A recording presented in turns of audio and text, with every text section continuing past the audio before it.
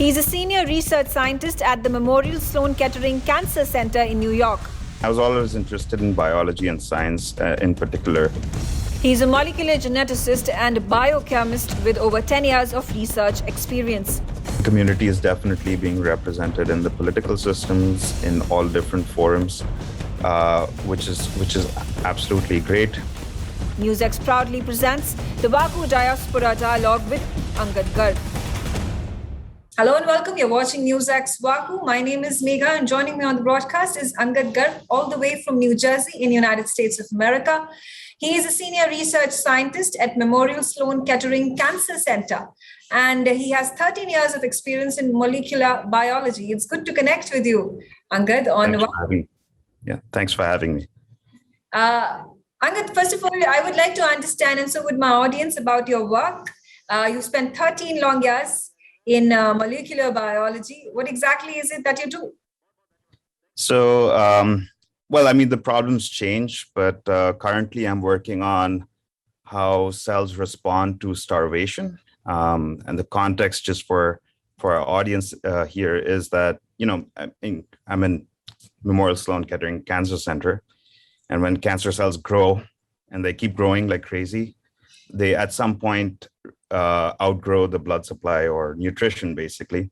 And so they undergo starvation. So we're kind of studying the process of how cells respond to starvation. And that's the gist of what we're doing. And what motivated you to study biology and pick up this particular subject in biology? You want the long answer or you want the short one? Well, we would like to have a gist of it, right? From why were you motivated to study biology? Yeah. So, it starts from school, right? Something that struck. Yeah, it starts from school. So, I was always interested in biology and science in particular. Social studies, at that time, that was on the lower end of the priority section. So I kind of picked physics, chem, and bio at the time. Those were the choices if you wanted to go into science. So I picked those subjects, and the general trend is to do medicine after that. So of course I had applied for medical entrance exams and so on and so forth.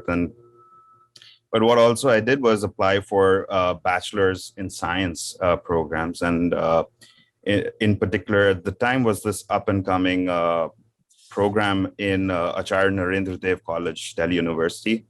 It's called Biomedical Science, and I would thoroughly recommend it to anyone who's still interested in doing something like that. It's a beautiful program, great teachers. They're still there. My teachers are still there, fabulous teachers. So in any case, I perchanced on this opportunity to take an exam for that, and I qualified. And when I started doing that, the interest starts building up, right? Studying the subjects, very, very different from what we did in school. Your interest level grows. Did masters after that and carried on to, explore the PhD program. So had applied for PhD programs here in US. Mm-hmm. And I came to Stony Brook in New York, did my PhD there. Now I'm at Sloan Kettering. So, just briefly stating what I've done over the past 13 years, at least in my stay in the United States, has been that. So was it always in the back of your mind to get this admission in a medical college in the United States? And why were you motivated to do that? Were the facilities, the education that was being provided in India not adequate? Or what were the reasons for you to moving to United States? Well, I wouldn't say it wasn't adequate. It's just limited in number, right? So there are a few really good institutions in India where, of course, I had also applied to them as well in conjunction with applying to programs outside. But the preference was definitely to come here, experience a new research culture, experience how research is done in other countries. And in particular, at that time, US is a leader in biomedical research. And so, that was somehow a choice which got made in automation. Let's just put it that way. So, okay. so that was my intention in trying to apply for PhD programs outside of India. And Indian Americans, they are well known, in fact, stereotyped when it comes to the medical fraternity. The maximum Indians would be located in hospitals and clinics, and they are the ones at the top of the rung. It's a good stereotype to have. What has your perception been and observation been when it comes to Americans looking at Indians, and especially the medical fraternity coming from India? So let's just say that the medical field of it is a little bit different from the research arm. So I'm in the research arm of it, and the medical fraternity is somewhat different. They have a different path. Let's just put it that way, in terms of how they approach their careers and what they have to undergo to do that. So I'm a little bit unfamiliar there with their paths. But yes, the representation of Indians in the medical fraternity is pronounced, and it has been for a considerable amount of time. So I have my uncle who is here. He's a doctor, and he came here about more than 40 years ago. So the representation of doctors in the United States has been ongoing for a considerable amount of time. Are you also part of a lot of, or a few Indian American communities? Actually, so in New York, New Jersey area, you can basically go talk in Hindi on the streets. You'll find someone, I promise. So it's a pretty large community. I've not been part of any one particular community, but yes, I have been part of our Sloan Kettering outreach program. Here, I mean, it's diverse in the sense people from different countries, of course, also other researchers from India. We formulate some programs to inform the public about research and what it entails, what it's about, what our research is about. So those things we do. So I'm part of those communities, but not any Indian American community in particular. Okay. Looking at the future, are there ways and means by which you would like to give back to the Indian community and especially India through your work, through your research? Yeah, so I mean, I'm currently applying for professor positions. Hopefully, I make the cut. And, if I start a lab, I do want to, come back to India, help students to come here, pursue their PhD, and depending on their interest and lives and how the directionalities go, maybe they come back to India and further their science careers, or they stay here or anywhere else in the world. But I do want to come back to India and help talented students, reach their career goals and stuff like that. And hopefully, if I have a lab, then my lab might be one of the sites for that purpose.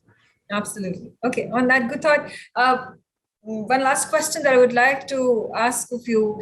In all these years that you have spent in America, do you feel the environment is more conducive for Indian community, Indian Americans, or for that matter, the Asian American and the Pacific Islander community to thrive better in view of the kind of representation that the Indian American community at this point in time represents?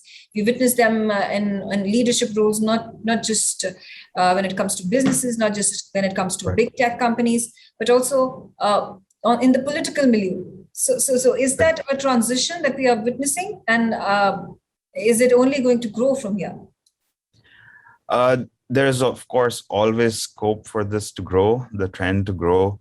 There has been a definite push on representation and diversity in America, so that it kind of approaches or at least gives a very different overall view, different ideas from people of different cultures to come in and solve problems, right? So the Indian community is definitely being represented in the political systems in all different forums, which is absolutely great. There's of course room for growth. Um, and I sure hope the immigration system here can get a bit easier for people to come in and contribute. And so that is the hope. But let's see how it goes. Political uptrends and downtrends are always there, so we don't know how it's going to go. Okay, and before I let you go, Angad, I would just like to understand from you, you as an Indian American or as a resident of United States of America, what are the few changes that you would like to witness, especially for the Indian community, for their betterment, for their welfare and growth? You spoke about immigration, yes. Right. So for the betterment of the Indian community, I think the change is best if it starts at home. I haven't actually been abreast with the education system now in India and what opportunities people have in India after they pursue, let's say, a career like mine. But China, for example, is really strongly investing in their research division. It really brings their researchers back home. And a similar initiative, if it were to happen in India, so as to make it conducive for people to come back home, I believe that would be the strength that India needs to further the research or science in India. And I think that would be very important. Yeah, absolutely. I think that's a pertinent thought, and the government definitely should be working towards it, especially when it comes to the brain drain that happens and the reluctance of the creme de la creme of the Indians that travel all the way to different parts of the continents from India are reluctant to come back, keeping in mind the paucity of resources and infrastructure to allow them to continue with the kind of work that they are doing abroad. But thank you so much, Angad, for sharing those wonderful thoughts and insights about your work, about your life in America, and wishing you all the very best. And you are definitely making the Indian community very proud of the kind of work and achievements that you have brought about. Thank you very much. Thank you for your kind words. Thank you for having me. Thank you. He's a 12-year-old coder from Dubai who has developed 9 mobile apps until now. School Pool basically helps you set up convenient and time-effective carpools for all secondary school children across Dubai. His latest app, School Pool, is making all the rage in schools in UAE. So I want to try keep making my apps because I really do enjoy them when I make it. NewsX proudly presents the VaKu Diaspora Dialogue with Miran Roy. Hello and welcome. You're watching NewsX VaKu. My name is Megha, and joining me on the broadcast is Miran Rai, all the way from Dubai. Now, he is a year 8 student at King's Al Barsha School. He's a 12-year-old and he loves to code. He's made a few apps by way of coding, which are making all the rage in Dubai and hopefully in the rest of the part of the UAE as well in the coming days and weeks and months. It's good to have you, Miran, on the broadcast. Thank you for having me today. Miran, my first question to you, the current app that you have created, school carpooling, that is creating all the rage in schools in Dubai. What is it called? How did you come about conceptualizing it? What exactly does the app do? So the app name is School Pool, and how it works is basically what it does is School Pool basically helps you set up convenient and time-effective carpools for all secondary school children across Dubai. And one interesting factor of this app is most people think it organizes carpools, but no, essentially what it does is it matches one parent who has expressed to desire the need to carpool to another. That's all it does. And how I got the idea of this app was last summer when I had more time. I used to get up in the morning every day and read the newspapers. And something that came up very often was how the pandemic had affected the environment severely. And another thing that appeared a lot was how the pandemic had affected people economically. So I thought, what could I do to help to help the environment and help people be more productive at the same time. Okay. After a few days of brainstorming and speaking to my friend Aden, who was in my class, I came up with the idea to make a carpooling app. This was because me and my friend Aden, we live less than 500 meters apart, and every day his and my mom drop whatever they're doing in the morning and travel 25 kilometers to school and back, and they do the same in the afternoon. To me, I thought if I could set up a carpool for them, it will make their lives so much more productive, and it will cut down twice the amount of pollution and fuel consumption. I think that's brilliant. And very good initiative, environmentally friendly initiative, and you're doing fantastic work. Congratulations with that. But why coding specifically? What excites you about coding? Are there a lot of friends and peers in your school, in your class that are also doing it? And what does it take to be an excellent coder? well, when I was younger, I used to use apps that other people used to make. And now that it's my time and I am making apps that other people are using, it just like makes me feel really proud. Are there any specific skill sets that are required to be a good coder? Well, it takes devotion, motivation, and practice, a lot of practice. Okay. And yeah. Coming back to the question, you said, are most of my friends doing coding in class? No, most of my friends aren't really into coding. They're mostly into sports and like gaming and all that. Right. So this app that you've created, the latest one, it's called School Pool, and is it available in schools across Dubai? And are you looking to also launch this app outside of Dubai, in United Arab Emirates, as well as other parts of the world as well? So right now it's only for secondary students in Dubai. Reason being secondary students only is because secondary students are much older and much more mature compared to primary students. So I wanted to start off and just test the waters with secondary students first. Of course, in the future, I look to first bring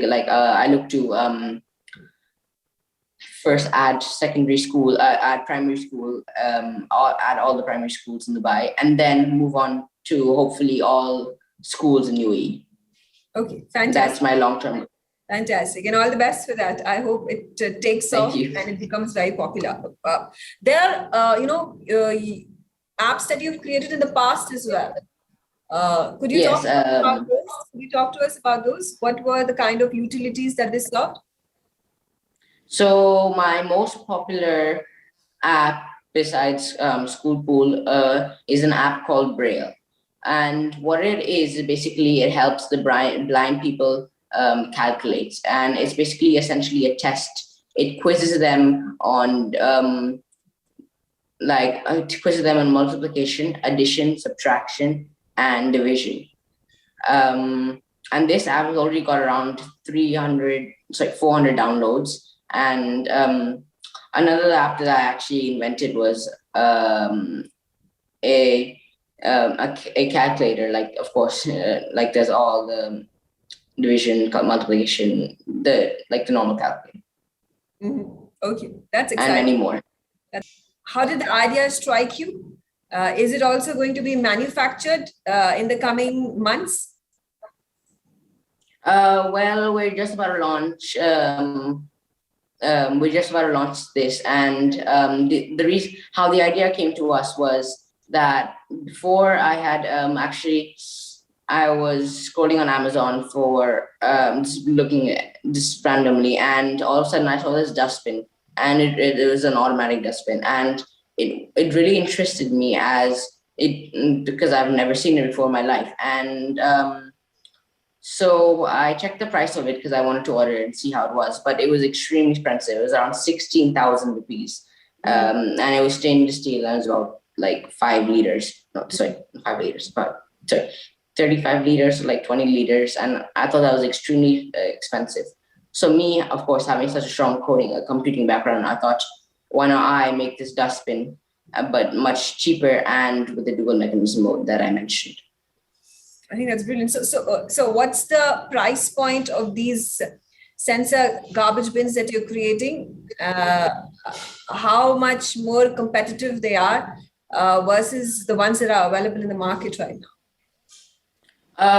Well, the ones, like I said, I saw like about 4 or 5. They were all ranging from the price of 10,000 to like 15,000. So my dustbin comes in, I said again, 2 materials, stainless steel, which is about 5,000 to 5,500 around there. We're still on that cost. We're just a little bit hovering, seeing what's the best price, but it's within that range. And the FRP, I believe, is 5,000 to 5,500 to 6,000. Wow, that's brilliant. That's quite a gap. That's a gap of about 4,500 rupees. That's going to really bring about a price in the market. And our initial goal, in the future, is to produce it in plastic, because plastic is cheap, and it is. I think it's the best suitable for the Indian market also. Okay. So you're planning to launch it in Dubai, or is it going to be India that is going to be a launch pad for We're first seeing how it runs in India, and then if it does really well, then I think we might take in the idea of bringing it to Dubai and move it. Okay. All the best with that as well. That's a very exciting idea and very lucrative one if it actually takes off into the market. And finally, I like to ask you, Miran, you're doing so many different things and your brain works in so many different directions. What is it that you want to do when you grow up? Do you want to become a coder, or are your eyes set on some different higher goal?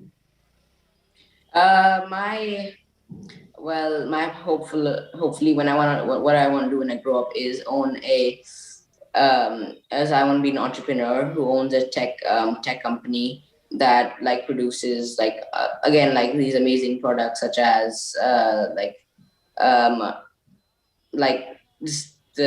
automated stuff like I've been mentioned, like products like the bin and all those upcoming products.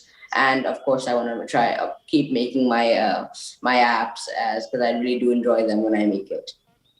Okay, all right. So all the best to you. You are quite the innovator and entrepreneur at a very young age of 12 years, and keep on doing all the fantastic, innovative, good work. I wish you all the very best. Yes. I actually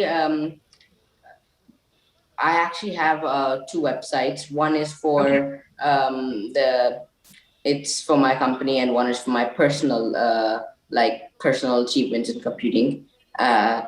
So the one for my website is called aminnomates.com. That is aminnomates.com. And the one which has my full computing career, not career I wouldn't say, but like everything I've achieved, all my apps in computing, it's called miranrai.com, which is spelled MIRAA, which 2 A's basically, NRAI.com. Okay, brilliant. So there you have it. To go and find out more about what Miran Rai is up to when it comes to coding, when it comes to bringing about innovative technology into everyday usage items, well, that's where you have to go, on his websites.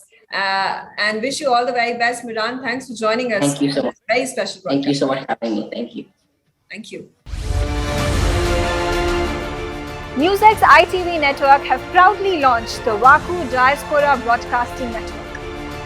VaKu DBN will be India's first mainstream platform dedicated to the diaspora community. Help support us. Become VaKu patrons at memboro.com/VaKu.